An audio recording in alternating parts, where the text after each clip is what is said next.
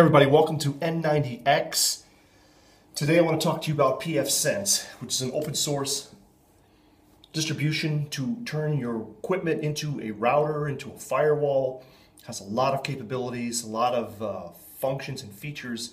It's really a pretty awesome distribution that you can put on some old equipment or new equipment. But one thing I want to talk about is something that may not be so easy to figure out. Let's say you've got a laptop, you've got a NIC card built in, and you've got a Wi-Fi antenna, right? You want to use this, and maybe you want to use this as a wireless access point, right? And your old laptop will be your router, your firewall. Well, something that's not really well documented is if this is all you have, it's rather difficult to configure this. Because what's going to happen is you're going to configure generally your NIC card as your WAN port, and you'll pick up an IP address from your DHCP server somewhere else in your network, right?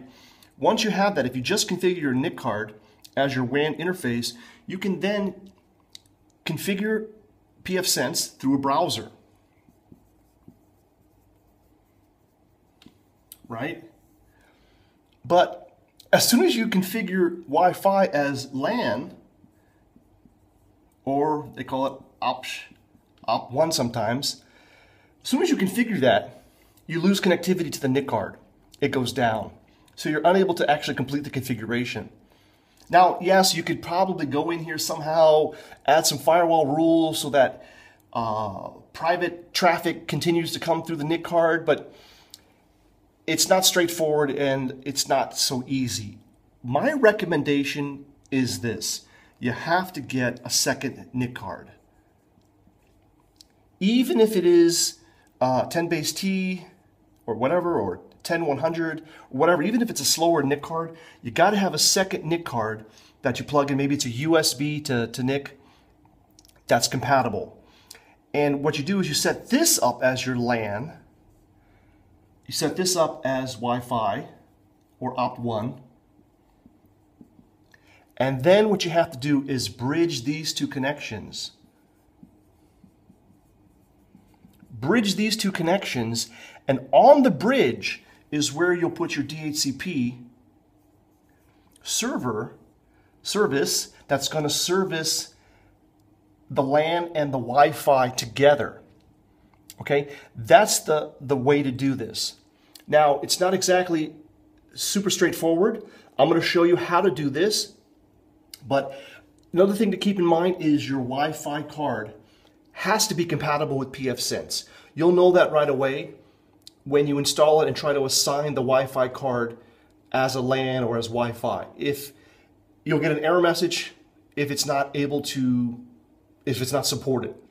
In which case you have to go out and get a Wi-Fi dongle that is compatible. Now, generally speaking, pfSense recommends that you actually connect a external Wi-Fi router to your LAN port, or to your switch.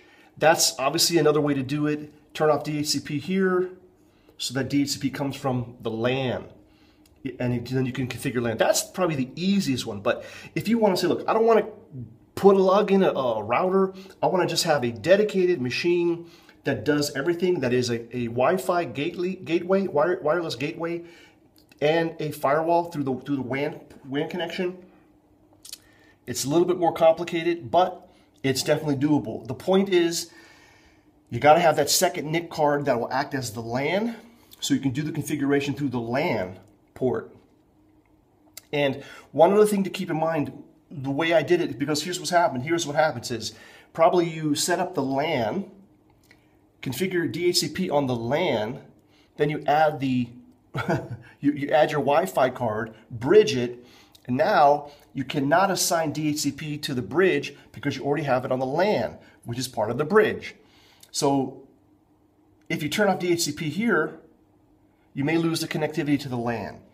So one thing to do, and I'll go through this step by step how to do this, but one thing to do is not to assign DHCP on the LAN. Just give it an IP address, like 192.1 192.168.5.2, give it that address, give the bridge address 5.1, and then turn on DHCP on the bridge. You may have to, you may have to go back and forth, turn it on here, turn it off here, turn it on, it's back and forth. That's the other way to do it. But this is just an overview of how to configure it.